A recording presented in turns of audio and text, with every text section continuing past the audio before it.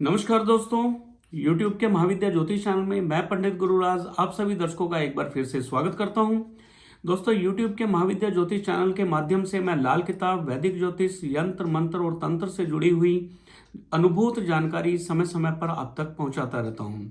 उम्मीद है आपको मेरी वीडियो पसंद भी आती होंगी। वीडियो यदि पसंद आती है तो वीडियो को लाइक करें, शेयर करें, चैनल को सब्सक्राइब भी कर लें ताकि इसी प्रकार की जानकारी आगे भी मैं आप तक पहुंचा सकूं। दोस्तों, सूत्रों पर आधारित मैं बहुत सारी वीडियो आप तक पहुंचा चुका हूं और सभी सूत्र आपने पसंद किए, उसके लिए आपका बहुत बहुत धन्यवाद।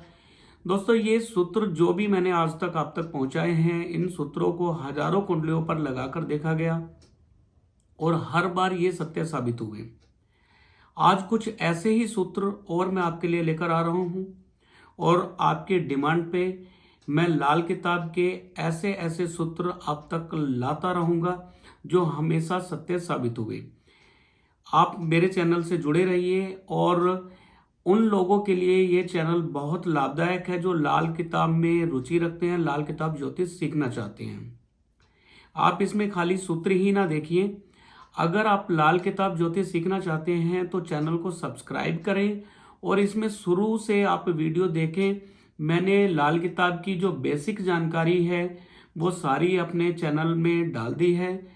शुरू से लेके अंत तक लाल किताब के जो जो सूत्र हैं, कैसे हम खानों को देखते हैं और ग्रहों की दृष्टि कैसे देखी जाती है लाल किताब में, ग्रह क्या फल देते हैं, 12 ही भावों में ग्रहों के क्या फल होते हैं, शनि के, राहु के, बृहस्पति के, बुध के, चंद्र के, मंगल के, ये फल मैं डाल चुका हूं।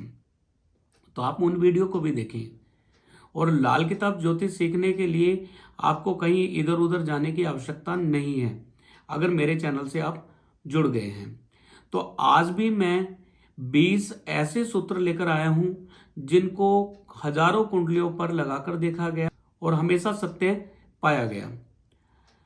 तो चलते हैं सूत्रों की तरफ। लेकिन सूत्रों को हमने देखना किस प्रकार से है। दोस्तों, ये जो सूत्र मैं आपको बता रहा हूं, इन सूत्रों को आपने खाना वाइज देखना है, राशि वाइज नहीं देखना है। मैंने इन सूत्रों को खाना वार बताया है।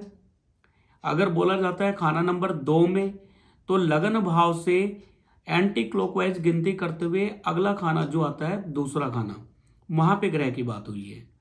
तो खाने हम किस प्रकार देखते हैं मैं एक बार फिर से बता, वैसे तो मैं अपनी सारी वीडियो में बताता रहता हूं कि खाने किस प्रकार देखे जाते हैं, क्योंकि हो सकता है आप पहली बार मेरी वीडियो में आए हो, पहली बार मेरी वीडियो देख रहे हो, तो आपको पता होना चाहिए कि खाने हम किस प्रकार देखते हैं।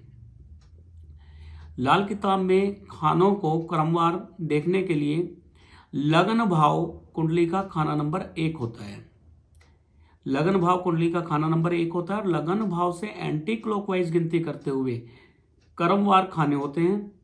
यानी अगला खाना, खाना नंबर 2, उसके बाद 3, फिर 4, फिर 5, फिर 6, 7, 8, 9, 10, 11 और 12। इस प्रकार ये कुंडली के खाने होते हैं। तो चलते हैं सूत्रों की तरफ। दोस्तों, यदि आपकी कुंडली में सूर्य खाना नंबर 2 में बैठे हुए हों या किसी भी जातक की कुंडली में सूर्य खाना नंबर 2 में बैठे हुए हों, तो ऐसे जातक की खुद की कमाई 25वें वर्ष से शुरू हो जाती है। 25वें वर्ष में सरकार की तरफ से उसको कोई वजीफा मिले या 25वें वर्ष में वह इंसान खुद कमाई के लायक हो जाए, कमाई करने लगे। और सेकंड हाउस धन का भाव है और सूर्य सरकार का कारक है। तो ज्यादातर देखने में आया है कि ऐसे इंसान को सरकार से धन प्राप्ति के योग बनते हैं। अगर सूर्य पर किसी शत्रु ग्रह की दृष्टि नहीं है, शत्रु ग्रह के साथ में नहीं है और सूर्य उत्तम स्थिति में है, तो सूर्य सेकंड हाउस में सरकार से धन प्राप्ति के योग बनाते हैं और 25वें वर्ष में जातक धन प्राप्त करने लग जाता है, अपनी खुद की कमाई करने लग जाता है। खाना नंबर 2 में सूर्य होने से वाणी जरूर गर्म होती है। ऐसे इंसान की वाणी में रोब नजर आता है, वाणी गर्म होती है और परिवार से भी थोड़ा सा मनमुटाव चलता है। ऐसे ही सूर्य अगर खाना नंबर 4 में बैठे हुए हों ऐसे जातक की कमाई 24वें साल से शुरू हो जाती है। यानी खाना नंबर 4 में सूर्य बैठा होने पर जातक 24वें वर्ष से धन अपनी कमाई से कमाने लग जाता है। बुध यदि कुंडली के खाना नंबर 2 में बैठे हुए हों, तो यदि किसी जातक की कुंडली में बुध खाना नंबर 2 में बैठे हुए हैं तो ऐसे जातक की 16 से 21 वर्ष की आयु के मध्य में पिता की आयु शक्की होती है। पिता की आयु को खतरा रहता है या कोई शारीरिक कष्ट की संभावना बनी रहती है। खाना नंबर 2 में बुध अगर हैं तो घर के अंदर ऊन के या डोर के गोले हुआ करते हैं या रस्सी के गोले होते हैं। इन गोलों को हमेशा खोल के रख देना चाहिए। गोले बनाकर ऊन का या डोर का नहीं रखना चाहिए। और खाना नंबर 2 के बुध पिता पर किसी प्रकार का अशुभ प्रभाव ना डालें, उसके लिए चांदी की 4 ग्राम की गोली कुंडा लगा के, शुद्ध चांदी की 4 ग्राम की गोली गले में सफेद धागे में या चांदी की चैन में धारण करना चाहिए। यदि किसी जातक की जन्म कुंडली में मंगल शनि राहु खाना नंबर 10 में हो, मंगल शनि राहु यदि खाना नंबर 10 में हो तो ऐसे जातक का बड़ा भाई, चाचा और ससुर ये किसी सरकारी नौकरी से ताल्लुक रखते हैं, राज दरबार में ऊंचे पद से ताल्लुक रखते हैं। ऊंचे पद से अगर ताल्लुक ना भी हो तो सरकारी नौकरी अवश्य ही होती है। यदि किसी जातक की कुंडली में चंद्रमा 11वें भाव में बैठे हों, दोस्तों समझ लें कि 11वें भाव में जो भी ग्रह आता है अपने शत्रु पर बुरा प्रभाव डालता है। यानी अगर 11वें भाव में केतु आ जाए तो उसका प्रभाव चंद्रमा पे पड़ेगा।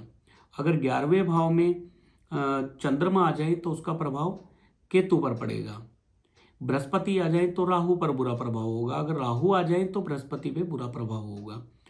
तो यदि किसी जातक की जन्म कुंडली में 11वें भाव में चंद्रमा बैठे हों तो लाल किताब में कहा गया है दादी पोते को तरसे, यानी दादी के बैठे हुए पोता नहीं आएगा। अक्सर ऐसे जातक को लड़का संतान माता की मृत्यु के बाद या माता के बाद पुत्र संतान की प्राप्ति होती है, या अगर पुत्र पहले हो जाए तो 40 दिन तक ऐसे बच्चे को दादी को नहीं देखना चाहिए। जातक की माँ को जातक के बेटे को नहीं देखना चाहिए 40 दिन के अंदर। अगर 40 दिन के अंदर दादी पोते को देख लें तो दोनों में से किसी एक की सेहत खराब रहने लग जाती है, या तो दादी की सेहत खराब रहने लग जाती है, पोते की सेहत खराब रहने लग जाती है। तो यदि चंद्रमा 11वें भाव में बैठे हुए हों तो ऐसे जातक को पुत्र प्राप्ति माता के मृत्यु के बाद या माता के होते हुए पुत्र की प्राप्ति नहीं होती है। अगर हो जाए तो वो सेहत के लिए भारी रहता है माता की।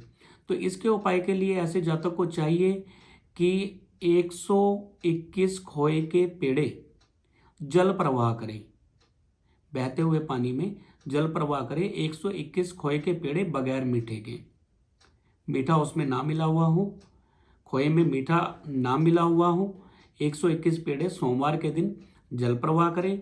और अगर दादी पोते को 40 दिन के अंदर देख ही ले तो एक संगमरमर का चकला दूध से लगातार 40-41 दिन तक धोना चाहिए दादी। यदि किसी जातक की जन्म कुंडली में चंद्रमा 11वें भाव में बैठे हुए हों तो ऐसे जातक की पत्नी के 3 भाई हुआ करते हैं, यह भी एक सूत्र है। अगर किसी जातक की कुंडली में शुक्र 11वें भाव में बैठे हों तो ऐसे जातक के पत्नी का एक भाई जरूर होता है, और ऐसे जातक को ऐसे ही स्त्री से विवाह करना चाहिए जिसका एक भाई जरूर हो। तो देखने में ज्यादातर आया है कि शुक्र अगर 11वें भाव में है तो ऐसे जातक की पत्नी का एक भाई अवश्य ही होता है। शुक्र 11वें भाव में होने से कई बार जातक स्किन की प्रॉब्लम भी रहती है। यदि किसी जातक की कुंडली में मंगल शनि राहु 10वें भाव में बैठे हुए हों, वो ऐसा जातक यदि शराब का आदी हो, शराब पीने का शौकीन हो, तो 34 वर्ष की आयु में सांप से, बिजली से या किसी लड़ाई में ऐसे जातक को खतरा रहता है और कई बार मृत्यु तुल्य कष्ट भी ऐसे जातक को होता है। दोस्तों, यदि किसी की कुंडली में लगन भाव में शनि बैठे हुए हों, लगन भाव में शनि होने पर शनि नीच हो जाया करते हैं, और जब लगन भाव में शनि नीच होते हैं और ऐसा जातक अपना जन्मदिन मनाए, घर में ढोल ढोलकी बजाई जाए, खुशियां जाहिर की जाए, तो तुरंत ही कोई ना कोई गम की न्यूज़ भी मिल जाती है। यानी खुशियां ज़्यादा देर स्थिर नहीं रह पाती हैं। जातक को जिनकी कुंडली में शनि लगन भाव में है, खुशियां जाहिर नहीं करनी चाहिए, अपनी खुशियों को अपने तक ही सीमित रखना चाहिए। लगन भाव में अगर शनि है तो ऐसे जातक को चाहिए कि साल में 3 बार 60 ग्राम सुरमे की डली वीरानी जगह पर काले कपड़े में बांधकर दबाया करें। और याद रहे, जिस चीज़ से आप गड्ढा खोदेंगे दबाने के लिए, उसको वहीं पर फेंक आएं, उसको घर लेकर ना आए। दोस्तों, यदि गोचर में या वर्षफल में शनि लगन भाव में आए तो अपने आने की सूचना वो बृहस्पति के जरिए देंगे। बृहस्पति यानी सोना। तो यदि शनि लगन भाव में आए तो अक्सर देखा गया है कि या तो सोना चोरी होता है, सोना गुम होता है, या सोना गिरवी रखा जाता है। तो यदि सोना बेचा जाए, गुम हो या गिरवी रखा जाए तो आप समझ लें कि शनि का प्रभाव लगन भाव में शुभ नहीं है। और अगर ऐसा हो तो 60 ग्राम सुरमे की डली काले कपड़े में लपेटकर वीराने में जरूर दबाई जाए और माथे पर केसर का तिलक लगाया जाए। शनिदेव जब भी लगन भाव में आएंगे गोचर में या वर्षफल में, तो इनकी दसम दृष्टि कर्म भाव पर पड़ेगी। और कर्म भाव पर दृष्टि होने से अगर शनि शुभ स्थिति में है लगन में आए हुए, तो काम कारोबार को तेजी देंगे, काम कारोबार बढ़ेगा। और यदि शनि अशुभ स्थिति में हुए लगन में, तो शनि की दसम दृष्टि जैसे ही कर्म भाव पर पड़ेगी, काम कारोबार को ताला लगा देंगे, काम कारोबार बिल्कुल से ठप कर देंगे। दोस्तों, यदि राहु जन्म कुंडली में 12वें भाव में हो, 12वां भाव खर्च का भाव है और राहु हाथी का कारक है, तो खर्च भाव में यदि हाथी को बांध दिया जाए तो खर्चे हाथी पालने जितने होंगे। यानी राहु 12वें भाव में अगर हों तो ऐसे जातक के खर्चे अत्यधिक होते हैं। 12वें भाव में राहु आने से, क्योंकि 12वां भाव नींद का भी है, तो ऐसे जातक को नींद में समस्या होती है। रात्रि की नींद वह इंसान अच्छी नहीं ले पाता है, और राहु 12वें भाव में होने की वजह से सपने भी अच्छे नहीं आते हैं। तो 12वें भाव में अगर राहु किसी तरह से आपको तकलीफ दे रहे हैं तो आपको चाहिए कि एक समय का खाना किचन में खाया जाए और 12 किलो कच्चा कोयला जल प्रवाह। दोस्तों, यदि शनि आपके 10वें भाव में बैठे हुए हों, तो 10वें भाव में बैठे हुए शनि काम कारोबार तब तक इंसान को देते रहते हैं, काम कारोबार तब तक चलता रहता है जब तक ऐसा इंसान मकान ना बनाए। मकान बनाने के लिए शनि पैसा देते रहेंगे, और जैसे ही मकान बनकर तैयार होगा, शनि अपना बोरिया बिस्तर लपेटकर दौड़ जाएंगे, यानी काम कारोबार एकदम से बंद हो जाएगा। यदि जन्म कुंडली में चंद्रमा 12वें भाव में बैठे हुए हों, 12वें भाव में बैठे हुए चंद्रमा खर्चा अत्यधिक कराते हैं, खर्चे बड़े होते हैं। और 12वें भाव में चंद्रमा होने से कई बार सर में खारिश होना, डैंड्रफ होना देखा गया है। नींद में भी समस्या यहाँ पर आती है 12वें चंद्रमा होने की वजह से। यदि जन्म कुंडली में चंद्रमा 4थे भाव में हो, ऐसे जातक के लिए कहा गया है कि आमदनी का दरिया, यानी ऐसा जातक जब तक खर्चा करता रहेगा पैसा आता रहेगा। खर्चे जितने ज़्यादा होंगे उतना ही पैसा ज़्यादा आएगा। लेकिन ऐसा इंसान जब कंजूसी करने लग जाए, पैसा रोकना शुरू कर दे, तो पैसा आने के जो सोर्स थे वो रुक जाएंगे और पैसा आना भी बंद हो जाएगा। तो खाना नंबर 4 में यदि आपके चंद्रमा हैं तो आपको चाहिए कि घर में आए हुए अतिथियों को दूध परोसा जाए और दूध को पैसे के लिए बेचा ना जाए, चांदी पैसे के लिए बेची ना जाए। चौथे भाव में चंद्रमा धन की अधिकता देते हैं। चौथे भाव में चंद्रमा भरपूर मात्रा में धन देते हैं, लेकिन जैसे जैसे खर्चे बढ़ते हैं वैसे ही धन बढ़ता जाता है। माता का आशीर्वाद लेना बहुत शुभ रहता है और माता के होते हुए माता के हाथों चांदी की डब्बी में चांदी का चौरस पीस और थोड़े से चावल सफेद कपड़े में बांधकर बतौर आशीर्वाद चरण स्पर्श करके ले लेने चाहिए। माता के इस दुनिया से जाने के बाद वही चावल और वो चावल की डब्बी आपके लिए माता का आशीर्वाद के रूप में कार्य करेगा। यदि जन्म कुंडली में चौथे भाव में राहु बैठे हुए हों तो देखने में आया है कि नॉर्थ ईस्ट में फ्लश हुआ करती है, ईशान कोण में फ्लश हुआ करती है। और ईशान कोण में अगर फ्लश बनी हुई हो और राहु भी चौथे भाव में हो तो इसका बहुत बुरा प्रभाव ऐसे जातक पर पड़ता है। घर में मुखिया को ब्रेन की प्रॉब्लम, ब्रेन हेमरेज की दिक्कत होने का डर रहता है, या हार्ट की समस्या, बीपी की समस्या होने की संभावना बनी रहती है। और कई बार देखने में आया है घर के मुखिया को कभी कभी पैरालाइज भी हो जाता है। तो यदि राहु चौथे भाव में है तो ऐसे जातकों को चाहिए कि नॉर्थ ईस्ट में फ्लश बिल्कुल ना बनाई जाए और 400 ग्राम सूखा धनिया साल में 3 बार जल प्रवाह करें। गंगा स्नान करना बहुत शुभ रहता है। चांदी की 4 गोलियां 1-1 ग्राम की सफेद कपड़े में बांधकर अपने पास में रखी जाएं। यदि जन्म कुंडली में शुक्र छठे भाव में हो तो ऐसे जातक को चाहिए कि उसकी पत्नी घर में नंगे पैर ना चले। जैसे जैसे उसकी पत्नी नंगे पैर घर में चलेगी धन की, सेहत की हानि होगी। और ऐसे जातक को विवाह के समय विशेष ध्यान रखना चाहिए कि ऐसे जातक की पत्नी मैके से हल्दी की 2 गांठ कन्यादान के समय ले, 1 गांठ जल प्रवाह कर दी जाए, 1 गांठ को पीले कपड़े में बांध के पास में रखा जाए। और साथ ही सोने की कोई क्लिप बालों में लगाने वाली जरूर ली जाए कन्यादान के समय, जिसको कभी कभी बालों में लगाना शुभ रहेगा। शुक्र 6 के जो बुरे प्रभाव ऐसे जातक को मिलने वाले थे वो अब नहीं मिलेंगे। यदि जन्म कुंडली में शुक्र 9वें भाव में बैठे हों और शुक्र के साथ में मंगल ना हो या केतु ना हो या मंगल केतु की दृष्टि शुक्र पर ना पड़ती हो तो ऐसे जातक को संतान प्राप्ति में बहुत बाधा का सामना करना पड़ता है। और अक्सर पति पत्नी की उम्र में भी काफी अंतर देखा गया है। पत्नी की सेहत अक्सर खराब रहती है। पत्नी को खून से जुड़ी हुई समस्याएं हो सकती हैं, ब्लड से जुड़ी हुई समस्याएं हो सकती हैं और मासिक धर्म से जुड़ी हुई समस्याएं हो सकती हैं।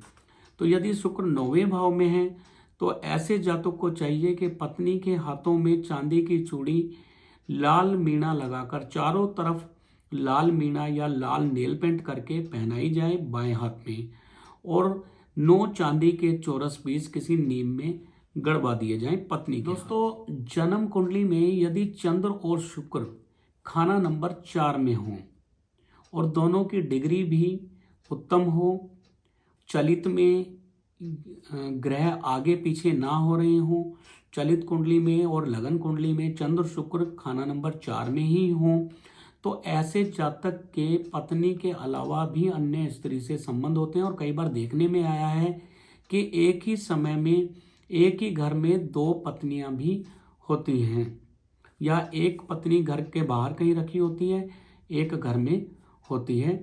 चंद्र शुक्र यदि खाना नंबर 4 में इकट्ठा हों। और यहाँ पे ये भी देखा गया है कि एक स्त्री जो होती है उसकी उम्र कम होती है और एक स्त्री की आयु ऐसे जातक की आयु से थोड़ी सी ज़्यादा या दिखने में ऐसी स्त्री की आयु ज़्यादा प्रतीत होती है।